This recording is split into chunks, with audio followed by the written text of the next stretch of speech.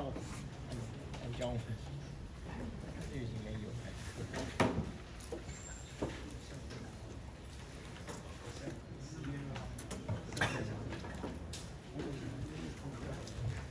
哎，好。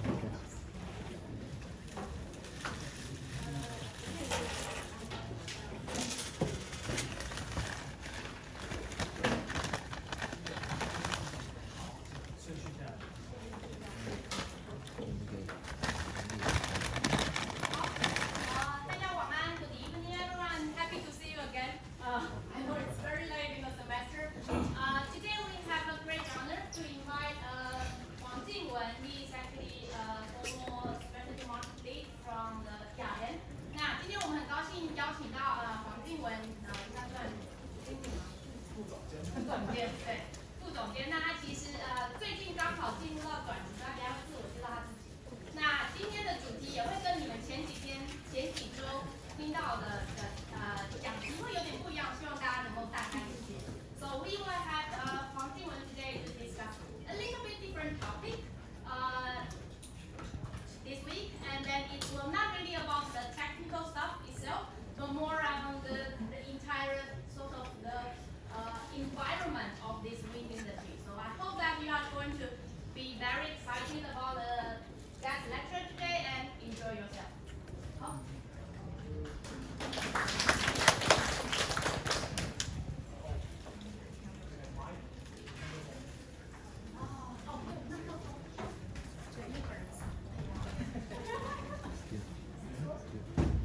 Hello，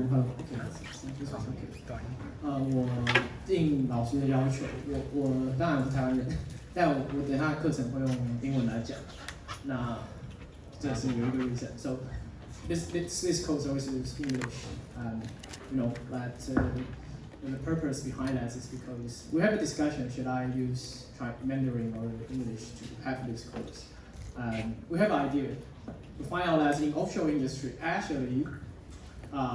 We always face in the situation that we have a group of Taiwanese together, but there is maybe one or two foreigners or one or two people who don't speak Mandarin. Very likely what I see today, everybody needs to speak English. But you know that's quite normal here. So if you are interested in this industry, I feel or we think that's probably kind of way for you to be familiar with. This will be the working environment for you if you want to join offshore industry.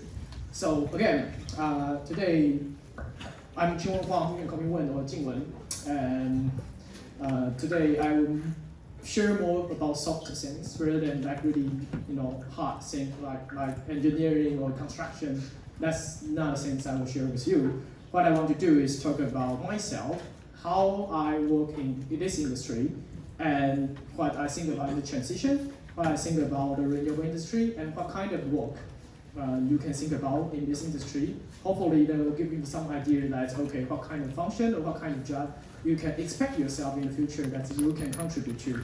So I spend more time to talk about like what this look like and what it will be for you if you want to work in this industry. And then I will leave 20 minutes for my advice or any Q&A as I'm from industry. So really appreciate if any question from you, from the younger generation, that you can ask me.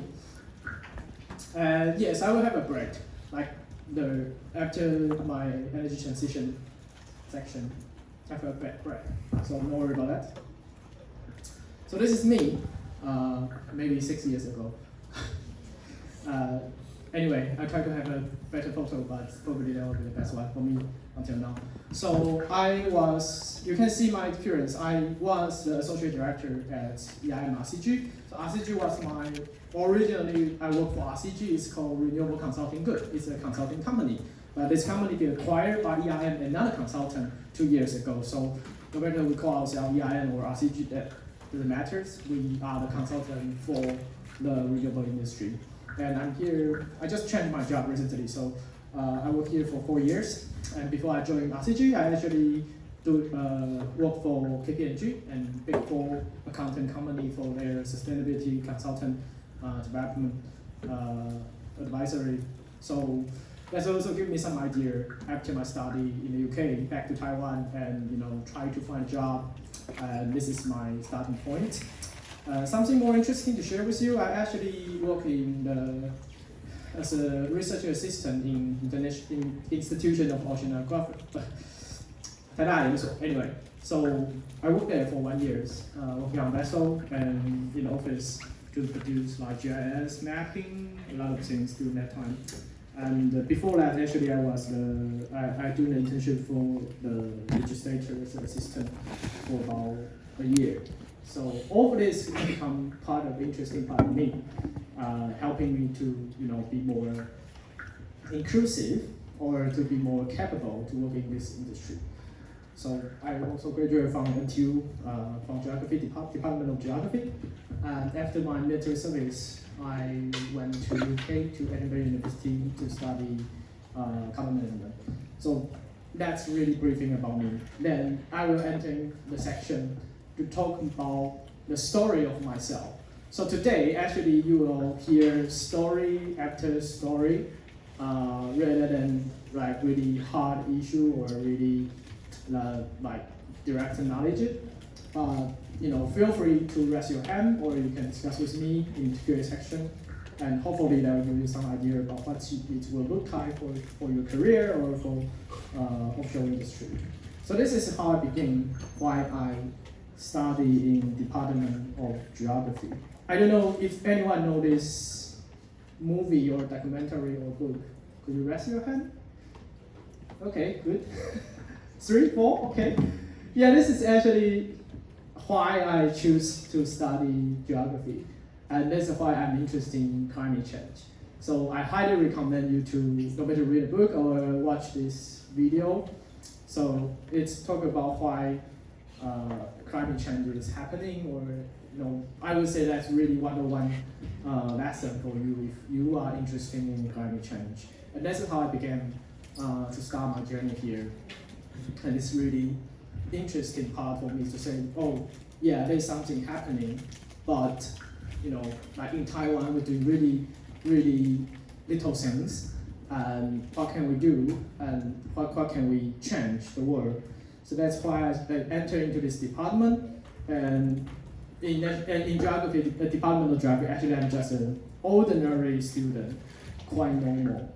But you can see some pictures here. I was a campaigner, so I joined a lot of like social movement activities at that time. And why I put this large picture in the far right, yeah, that's onshore wind. So actually, maybe 12 years ago, I was quite against to onshore wind. But today I work for offshore industry.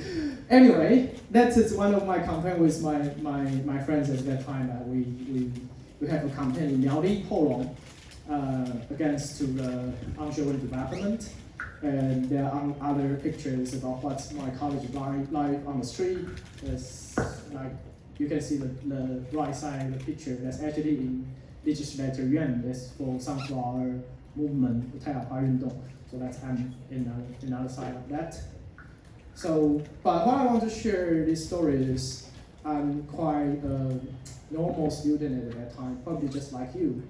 And I choose Department of Geography, but actually every day when I wake up, or every time I talk to the family, they are worried about what's your job, what do you want to do, how can you be if you study geography. So every day I need to answer this question for myself, like okay, what should I do, or what kind of course I should take to be more capable or be more competitive to join the job industry, to have a job. But anyway, I just try everything and I just follow what I want to do. And for those campaigns, I say I'm a campaigner. I know a lot of friends, and a lot of friends they became some of like significant people now already. They join the government or they play a quite important role in the NGO or some interesting company. So they all help me. So it's actually how, if I'm thinking about how I become today, it's actually those experience, those stories, making me to know the people, to know the things, to have this kind of memory and build on your networking, which will one day reflect to you again. So that's what my college time, and as I just talked about, I'm quite anxious about my future, so like I have like self-question all the time about the future, what you're going to do. But this is a picture for like it's in 杜鹃花节, and that's this our slogan, keeps exploring. I think that's the slogan for that year for our department. Yeah, that's probably what I would suggest you if you don't know what to do, or if you are not sure what you can contribute to the world. Keep exploring and keep trying everything. That probably will give you some idea. Okay, maybe I can do that. Maybe I can do that. And accidentally work for the legislator. It's just because I couldn't find a job. I just can't find a job. I could. So as one friend told me, oh, how about there is an internship opportunity, you can work for a legislator. Even she's KMT part, so it's quite against to what I look like I'm support renewable, but I still join that. And it's interesting because you can really go into the government, go into the institution, and join those people with power. And you know what they are discussing about, you know what they really care about, and then you realize, okay, the world is quite different from what you thought about. So you're just a student, and then you enter into this some kind of really powerful place, really powerful community, and then you know how things done. So it's actually brings some influence to me, to myself. I'm thinking, okay, now I know, at that time I understand, okay, you can be a dreamer, but sometimes if you are making policy or you need to make important decision for the government or for your nation, then you need to think wider, and you need to compromise, or you need to engage with multiple stakeholders. And it's very difficult, or I can say it's impossible for you to satisfy all the stakeholders for your topic. But sometimes you still need to make decisions. So I think it's still something really important for offshoring or renewable industry today. And I mentioned about military service. I was sent to an island quite close to Jinmen. You can see the little circle here. This was my island, only 25 people here at that time. And because it's quite isolated island, so another story I want to share is about one day I studied environmental science for 4 years in Department of Geography. And then after graduate, I be sent to this kind of isolated island without tap water, without electricity. So at that time, you realize, okay, you need to learn how to survive, and you need to learn how human beings can interact with the nature, and you need to survive every day. So let's survive, okay, is part of this military perspective, because you are in the island quite close to China. But also you need to survive because you need to figure out where is your water, where is your electricity, where is your food. If there's typhoon coming, then actually there's no vessel, and how do you plan your daily life there? And at that time I realized how infrastructure is so important to influence every day for our life. Like if you have a pipeline, then actually you can have the tap water on the islands. But all islands, we don't have tap water, so apparently you cannot use washing machine. You don't have, when you need to do a laundry, it's not impossible for you to have the clean water to do that.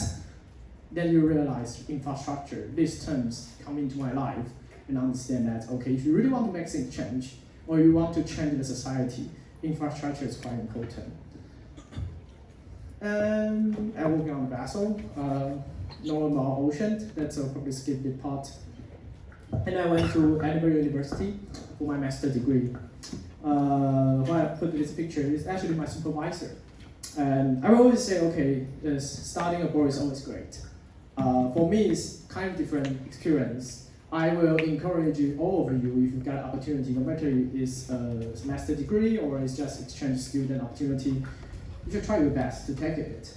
Then you can get out of your comfort zone and you step into a place that you are not really understand, or you need to, like what I mentioned about my military service time there, that's you think about, okay, you realize actually there's a lot of things, like what I mentioned, tap water is quite common for you to get water, but if you change your place, you understand something you take for granted is not actually you can take for granted. And also, this picture is showing a small community. And they have this small hydro, it's quite like more than 100 years small hydro facilities there, helping their community. Of course, they have modern facility now, but they're still using that. And at that time, he's actually have a lecture to talk about the community energy. And that's also part of my study topic later. So, you know, if you are in Taiwan at that time, back to 2014, 2015, I believe nobody here in Taiwan talks about like community energy or distributed energy. So it's actually a good opportunity for you to get into different environment, or get out of your comfort zone to explore more topic. In Taiwan, we always, yes, we care about energy transition. We care about, like, for myself, I say I'm a campaigner. I care about nuclear power all the time. For my 4 years in college time, I attend a lot of anti-nuclear power campaigns at that time.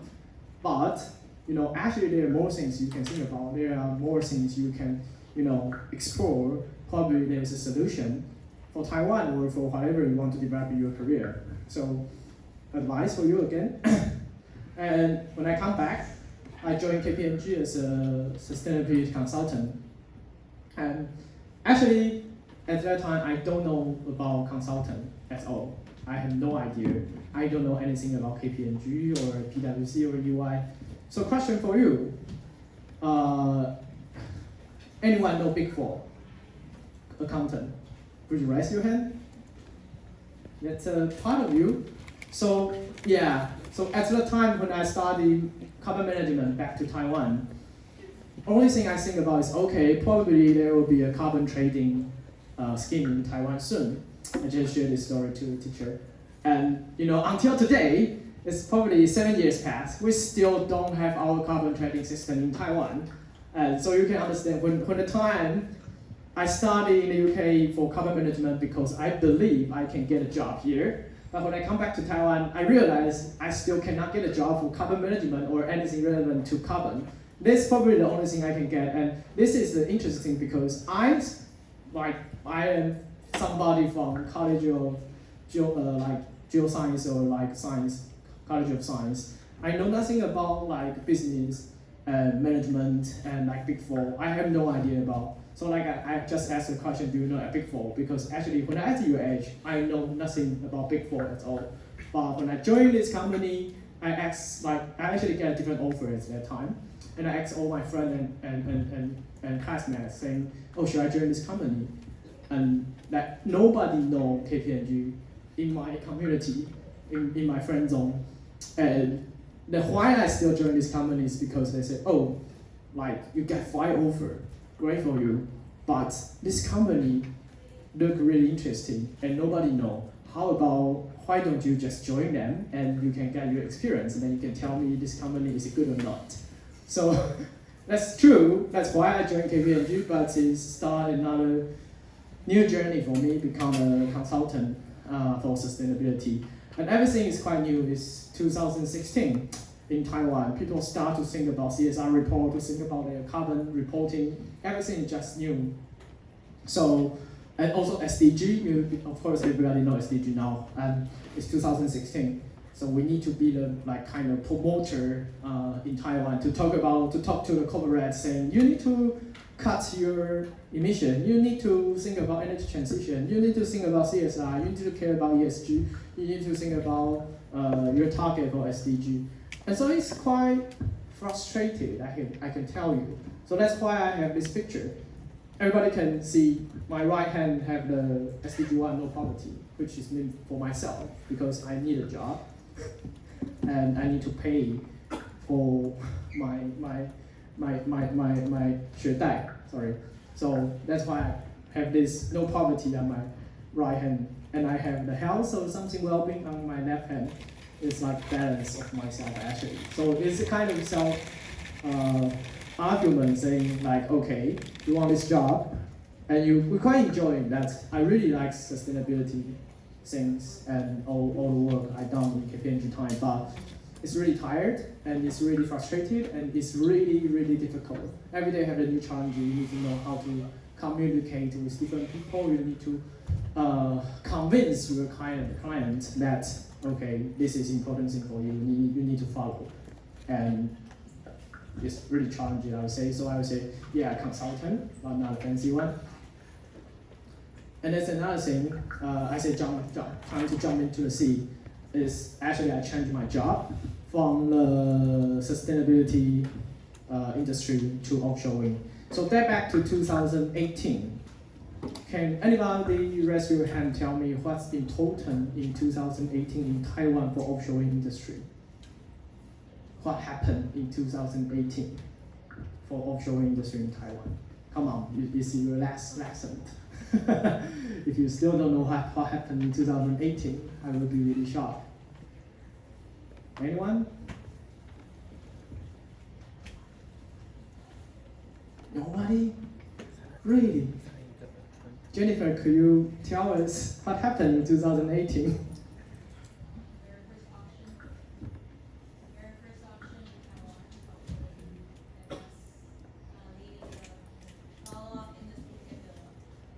Yeah, that's what the answer I expect. Of course, there's a lot of things happened in 2018, but I would say for Taiwan offshore industry, most important thing is we have two options in 2018, and that define Taiwan as a leader in Asia for offshore industry.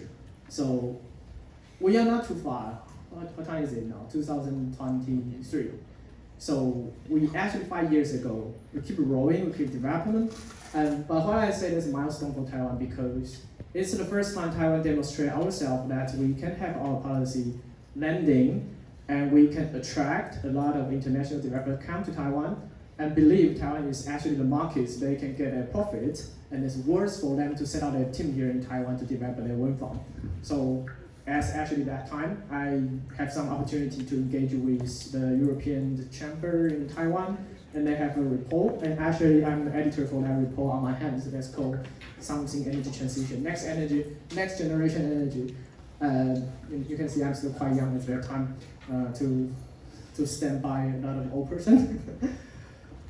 Yeah, but that's an opportunity for me. I have an opportunity to engage in this project to do the promotion for the whole offshore industry. So then I understand or I feel this is the industry quite interesting for me. And also I'm quite tired about all the sustainability stuff.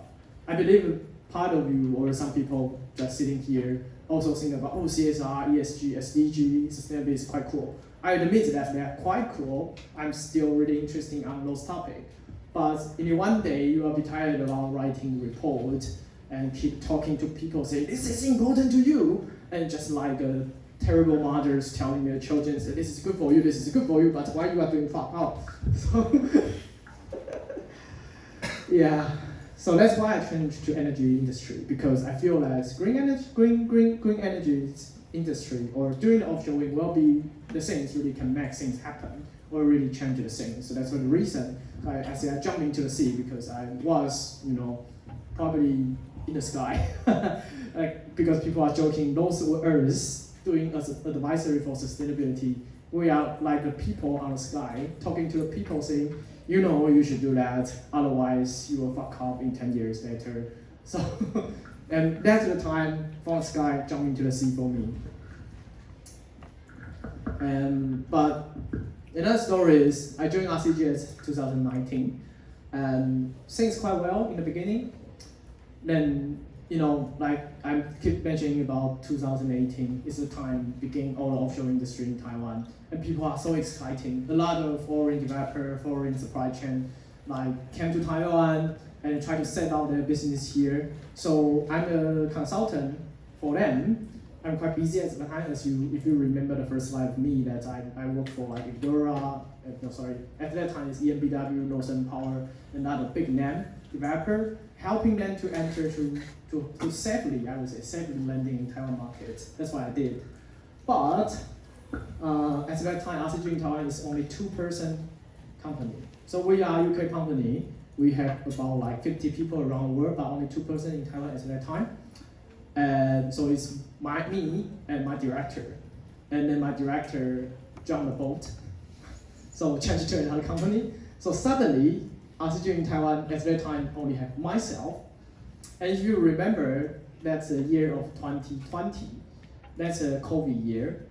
So because of COVID, European is quite, I can say, they are not good at that time. They were not good, and everything is locked down. And so my manager or all the people in UK side cannot fly to Taiwan. And we shut down our national borders at the time. So nobody can fly to Taiwan, could fly to Taiwan to support me. So I'm actually alone. So I actually understand, okay, I either survive or disappear. But I'm quite nervous at that time. Like, think about the situation. You have one person who will support you, and you have your own company and business here. Everything just seems quite nicely, but then suddenly things change and you are alone. And you just joined this industry for about a year. How can you do? This is my reflection after life. When the combo challenge punch on your face, then at least you can try to fight back with all of your effort. That's what I did at this time. So what I put in the pictures, I start to writing article.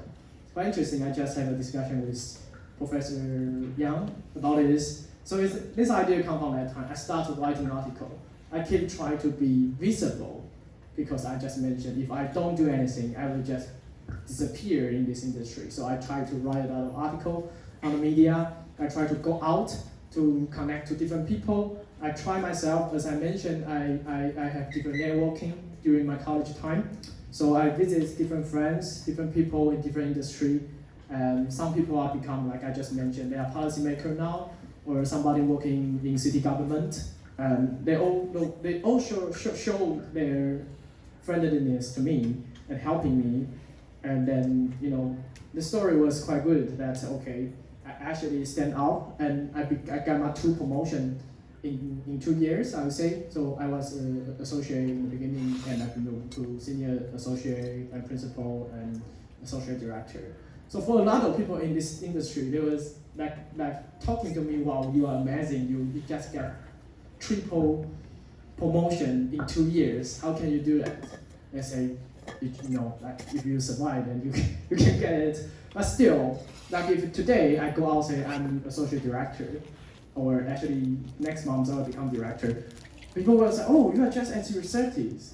You're just 30. How can you be a director or associate director at this time? That's how I say it's like you're facing your challenge. And at that time I'm thinking, okay, anyway, if I do nothing, or if I don't survive, I can find a job, I can go back to the sustainability industry.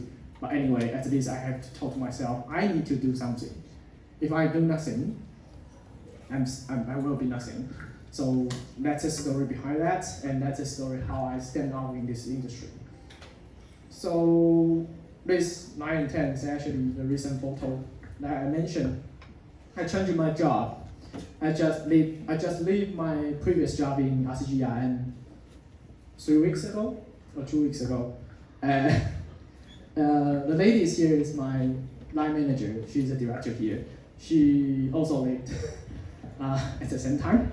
So there's a lot of reason behind that. But what I say is be a reliable person. So after my success in 2021, I start to build out a team. And when I build out a team, because I understand myself with my education background of all my experience, actually I cannot build out a business, or I cannot make our company stronger by only myself. So I keep working to like NTU or different school, different university. I try to do more promotion about ourselves. I do more like speech and join a lot of forum. I try to encourage the young people to join us. And we set out different internship to encourage people. I just found out actually one of our interns today. Hi. And so we encourage people, especially young people, to join us. And then I build out a team. And how to build out a team, that's only one thing that I learned from Nora, my line manager here on the picture, is you need to be a reliable person. So it's also relevant to offshore industry because it's big industry and everything is complicated and it's quite dynamic, everything's changing every day. So you always need to be reliable and you need to be trusted and honest person. Otherwise, it's difficult for you to build out the trusted networking by yourself. And if you don't have this kind of networking or community or the team to support you, it's very, very difficult for you to, demo something about yourself in this industry. And then recently I just jumped into the water again. Mainly because I think I need to change my environment. And so also, if you are always doing the great things, they will always have a great opportunity waving to you. So that's time to change again. So that is about me. And kind of quiet.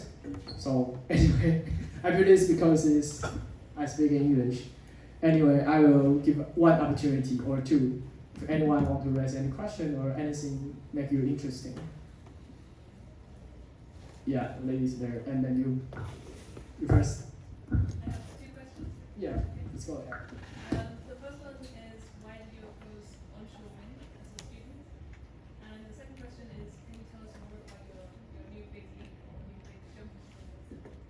What's next? I will take you and I'll answer. 第二个，你就是你，对对对对。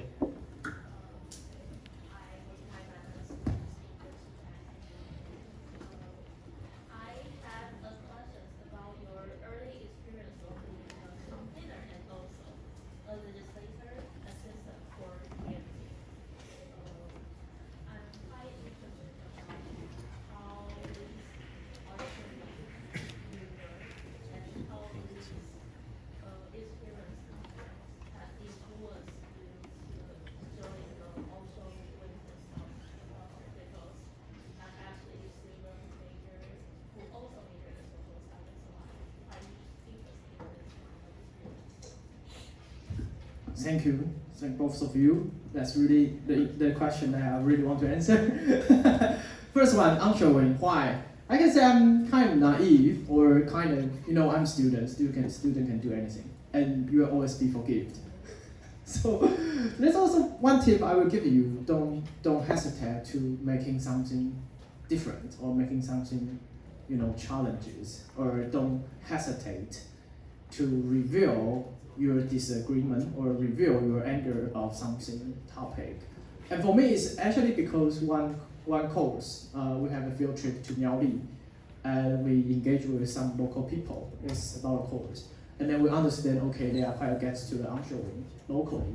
So as a student, I feel like, because I already have a lot of engagement like nuclear power, etc., etc. So you can feel like, okay, I already know some of the energy topic issue at that time. And I don't feel it's good. Like as a student from Department of Geography, of course, I'm quite, environmentalist. I can say. So no, you cannot hurt the birds. You cannot hurt those. The voice is unacceptable. Those things just unacceptable. You cannot just follow what the company told you, the developer told you. You should have better EIA. You have do the assessment. You need to have your compensation, something like that. So it's easy as a young people, you learn something and you try to follow out and you try to talk to more people. I think that's an initiative for myself. You want to talk to more people. This is my anger. This is something I don't feel it's okay.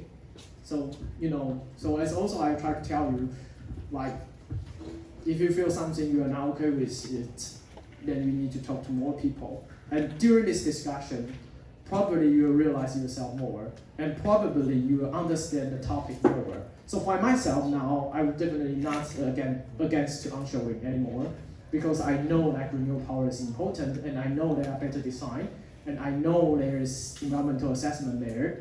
So that's a procedure for that. It should not be a problem. Or of course there's a trade-off, but sometimes you need to make a decision. And sorry, I just forgot your second question. Could you? Oh, I cannot tell you now, sorry. So, still consultant, but yeah, similar industry. So, yeah. And for the latest question, it's quite interesting. I like your question because I can share more story to you. When I be the assistant for her, she's actually, I can tell you her name, she's Wang Huimei. If you know her, she's the county mayor of Zhanghua. And Zhanghua is the most important county for offshore wind development now. So that's why I tell you that from my networking, I actually have really good connection to Changhua City government, Changhua County government. So that's how I, have my value in offshore industry, because everybody, if they want to talk something, or somebody know, I can help them to find the right person to talk to. So that's a part of the reason. But why I'm quite, I say I'm anti-nuclear power person, why I joined KMT, it's just because it's opportunity. I try to, I'm also from Changhua, so I find there's a legislator from Changhua, she's doing the hiring. So I say, okay, right now I can try.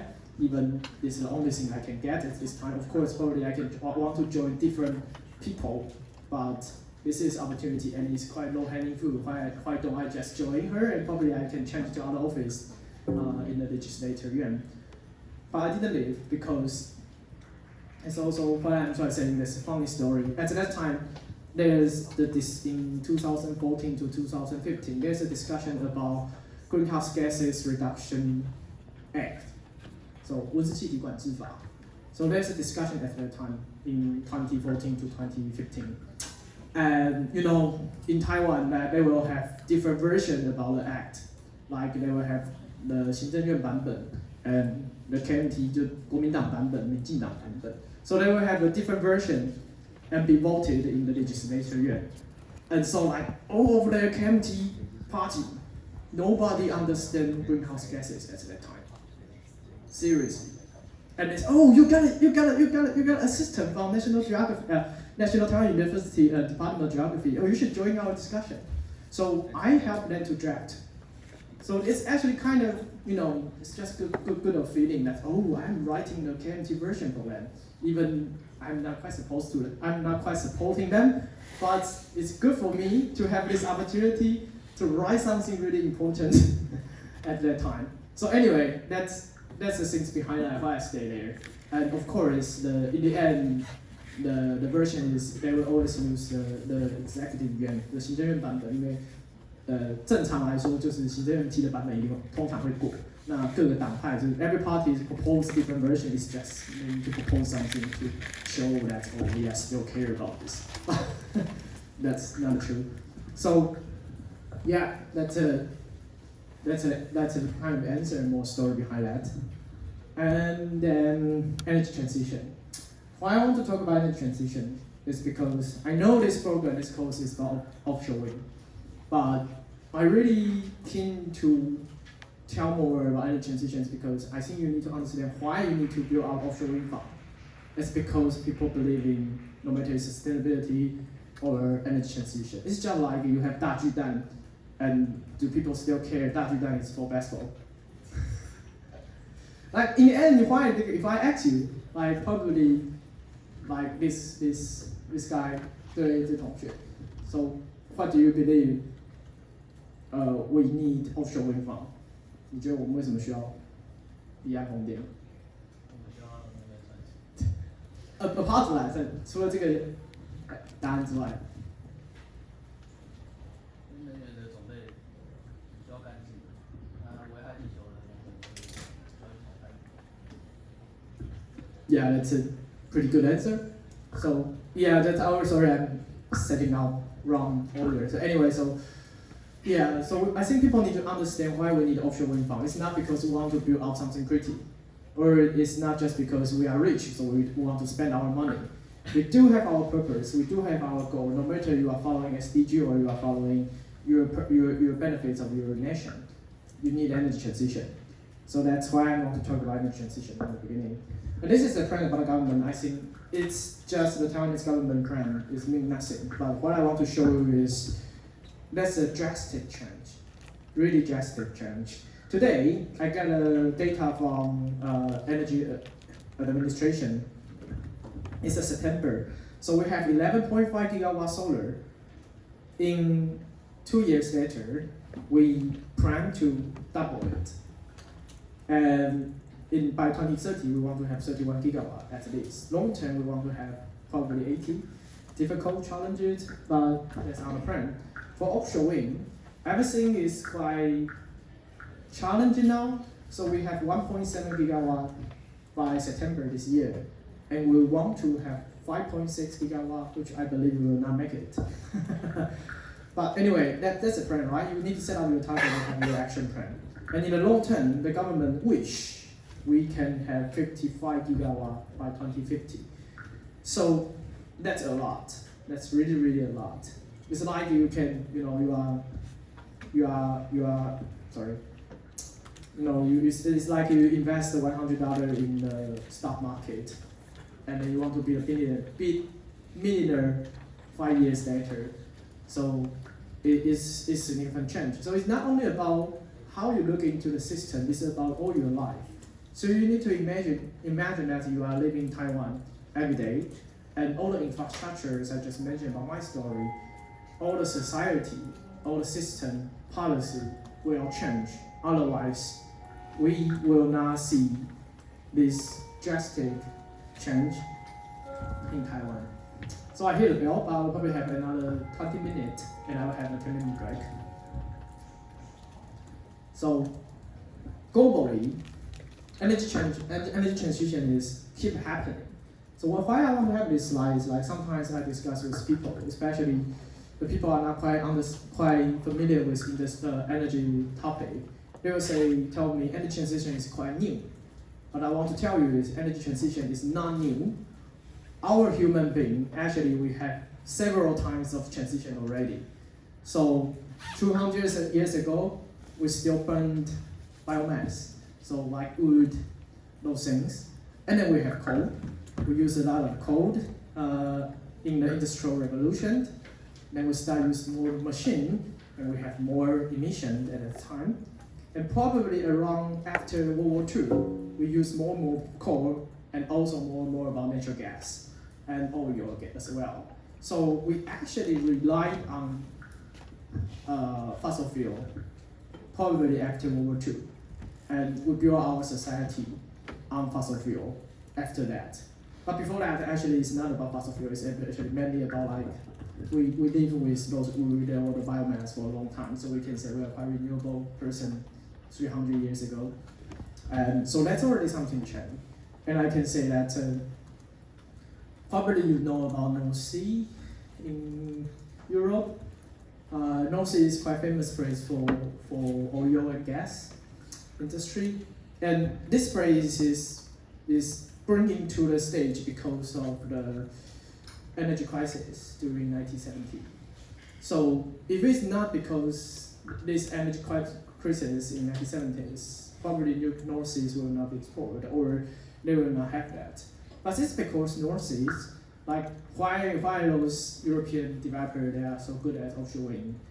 Part of the reason is because they have all the experience from oil and gas industry when they are developing their North Seas project. So they can have this, no matter you can say it's knowledge or experience and bring to different world to set out their offshore wind project. And so that's another thing why North Sea is important, and they have oil and now they have gas. And they want to have more and more gas because it's good for the economy, what I say.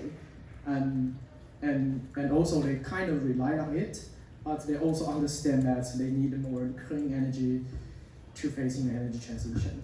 So one thing, the only idea behind this picture is don't be worried about the transition, because actually every day, or from the history of human being, we had already several change, and every time there could be events like I write here is because COVID, we sneeze the peak of fossil fuel in 2020. Probably will come back again or not, but at least it gives us hope. Like from the latest report from IEA, International Energy Agency, they say, oh, it's the peak already. We had such a good achievement in 2020, but it's because COVID. But COVID changed something, but probably things can get into a more better direction as well. So let's keep watching and from the report as well, how we can meet our net zero emission. As I always mention, the only idea behind that is not what I'm saying, it's a change of everything. It's a change about society, about the energy system. So it's not only about, okay, we use coal power plant and nuclear power plant, and tomorrow we will use solar panel and offshore wind. It's not only about that, it's about all the system need to change. not only your generator, it's also including your grid system. Maybe you need energy storage, and also your user behavior, and all of your investment need to change your direction. So it's fundamental change for everything. And what's fundamental change? I say at least, okay, you need more renewable energy, and you need a different market. So like one of the purpose today why I'm here is because the teacher tell me that somebody from different background, different department. So energy transition is not only about those people study engineering. It's also the people studying business. It's also about the people studying management or the content, and all the other like civil engineer as well. So again, it's changing about everything. And why we need to change, or why we need to follow these transitions, because we care about climate change. We care about our target to meet 1.5 degrees Celsius. Probably we will not make it, but again, at least we set our target and we try our best, and we keep reflecting our action plan to know what we can do, or what is really the issues that we need to have some adjustment, or how we need to do the adaptation to facing the new world for us. So it's everything. So it's an opportunity for everyone. Also, there's a lot of writing here, but I'm not planning to talk about every detail here. Only I want to say is about we are quite behind that, actually, according to the report. The renewable energy capacity need to be triple. And so like you can understand that, like for example, today's Taiwan, people are arguing, oh, the renewable development is too fast. You should slow down. Otherwise there are a lot of scandal, or there are a lot of challenges happening in Taiwan. But if you look into this kind of international scale, we are not too fast, we are kind of slow. But it's not the only problem about Taiwan. 3 months ago, we have another forum for my company, and we are talking about the offshore wind development around the world. And there's a number about realization rate in Asia. So I still remember like Korea is 94%, and Japan is maybe 84%, and Taiwan is something around 92%.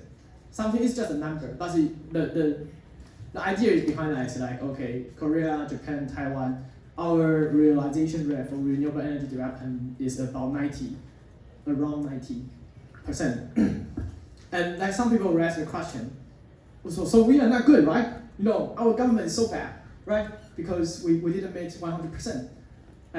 My colleague from UK say, no. If you look into Europe numbers, you can see 30, 40, or somebody not even start. So that's quite different. And I'm not saying we are good enough. I'm saying, okay, we still have much things to do. And of course, we are facing a lot of different issues and challenges and social justice at this time to develop more renewable energy, especially offshore wind. But I think that's the right thing we need to do, and that's the trajectory. And probably as the first sentence here on the top is saying, to meet our net zero emission target is actually, the path is quite narrow. It's requiring massive development of all the available clean energy technologies. So it's not only about renewables, it's about EVs, like electricity vehicles, or all the energy efficient building, whatever. So, and also on the bottom you can see it's also need more research and development. It's more R&D need to be done. So this is drastic things we need to do to meet what we want to do, what we want to live in the future.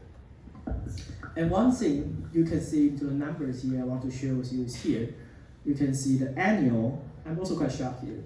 Right here, they say annual capacity additions for solar. Like for example, 2030 is 630 gigawatt. It's quite a lot.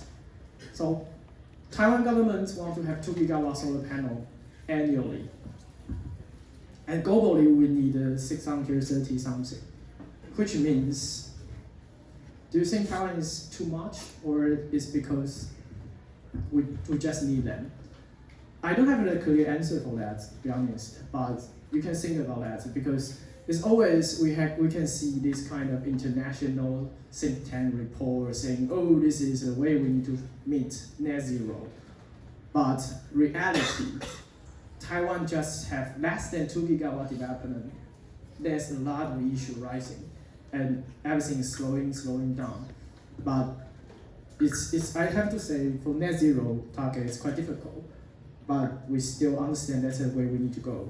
And for wind, they don't have offshore wind. They have offshore wind.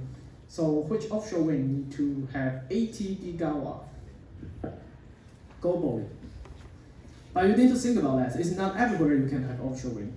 So if global need to have 80 gigawatt to meet net zero, which means Taiwan probably also need to have 1 gigawatt to 2 gigawatt per year to meet or be part of this global society. So this is number, and look into my previous company, RCG's report here. Actually, we are quite far behind. It's the latest number. You can look into the map here. You can see how much capacity we have today in the world. We have 63.2 gigawatt in operation. We have about 100 gigawatt secure, which means route to market. Like those projects, they are about to develop, but they haven't built yet. So they are about 100. So we look back into that previous slide. Actually, we need annually for wind 390, for offshore wind 80. Then you look into those numbers. They are actually quite marginal, I would say. Of course, we are doing the right thing, but we can say those numbers, no matter you look into EMEA, APAC, or America, or China, we have much more things to do, and we have much more market to grow. So a lot of people ask me, oh, Jingwen, you work in offshore wind industry. Do you believe this industry will be in Taiwan for 10 years or 20 years? Or do you think you can have your job for next 5 years after,政党轮替, if you change the party? I always have my answer. My answer is quite clear. I think that's the direction. I think that's the thing we need to do. If we believe in net zero, if Taiwan wants to be part of this global society, or if we do care about sustainability, we do care about meeting the net zero emission, then renewable energy will be the things we need to have. And offshore wind will be the most important things to help us to meet this target as well. So I would say no matter which parties, if they are a serious party, serious government, they will consider offshore wind, and offshore wind will keep growing. So it's one also idea I want to share with you. So you are in this class, which means you probably are interested in offshore wind. So don't be hesitant and keep your faith in this industry in Taiwan. I would say this is the thing you can contribute to, and this is an industry I believe still have great fortunes to develop. Back to energy transition again. I will not go into detail about this slide, but what I want to tell you is about energy transition is actually quite complicated. There are issues after issues, and there are different stakeholders, and all the things like you can think about. Okay, we need energy, but we need energy to be cheap, and we want the capacity. I want the capacity not near to my home, and of course we want clean energy. No matter you say it's a renewable or nuclear power, but I just want it to happen suddenly, not like spend 5 years to build out one wind farm. But how can you make it? And also at the same time, you care about like a geopolitical issue. You care about your industry development. You want everybody on this boat can be rich, or you want everybody to get what he deserves or he or she deserves to. So it's actually very difficult. At the same time, you need to think about, okay, nowadays more people talk about just transition. So, okay, you can close the coal power, but what are you going to do for those coal power plant workers? And in Taiwan, it's not really an issue because they all belong to Thai Power, so they will not lose their job. They probably just have better life, actually. But in other part of the world, if you want to close some power plant, fossil fuel power plant, then you need to think about what's the impact for those workers and those communities. And also in Taiwan, okay, everybody talk about offshore wind, and then you probably know there's a topic about fishery. So you can build out your wind farm, but what we going to do for those fishermen who have their daily life with this area? So it's difficult. It's really, really difficult. Nobody's saying that's an easy answer, and nobody say that's the thing we can make a really reckless decision immediately. So that's why we need a lot of discussion. We need a lot of engagement with different stakeholders. And probably things go slower than expectation, but the most important thing is we keep moving, and we want to be inclusive for different topics, to have different voice, to try to make things better. Of course, there's somebody sacrifice, of course, but you still make a balance between different voice. You need to understand what's your decision behind your ideology. So, and in the end, for myself, as I shared with you in the beginning, I was a campaigner, and I quite like this. It's actually just a page I grabbed from the IEA report directly. And don't read those words, meaningless for you. But what I say, in the beginning I tell you, we need offshore wind because we want energy transition. Then this slide is telling you why we need energy transition. It's about people. It's for people. So, those three just outside the classroom, they don't need energy transition because they rely on solar power every day, every hours. Those birds on the tree, they don't need energy transition because they just live how they was. Probably without energy transition, without human being, they will be better off, right? Because they will not be hurt by onshore wind or offshore wind. So it's people need energy transition. It's because we are people need energy, need our economic growth. Then we need the energy transition. We need to decouple our economic growth, our GDP with fossil fuel, with emission. So that's a reason. So at the time we talk about energy transition, we also need to talk about people, their job, their life, this society, the acceptance of everyone in this world to understand, to be on the same boat and going on the same way. No matter, there are different voices, but we need to include more voices together and pushing forward to our target. So that's the only thing. Left no one behind, even it's just a slogan, but I think that's the ideology we need to keep in our mind. Like there's a student, she comes from social science background. I think you are quite important because for a long time, there's a lot of engineering talking about, we need to build all this wind farm here, we need to have our substation here, but if you think about environment, you think about ecology, you think about the society, the communities, the fishermen, then also the government, it's actually a different story for you to make the right decision. All right, more about energy transition. So like I can say, it's a quick summary about what I'm saying. It's not only about technology. I know for this course, you have a whole semester talk about a lot of engineering. What else?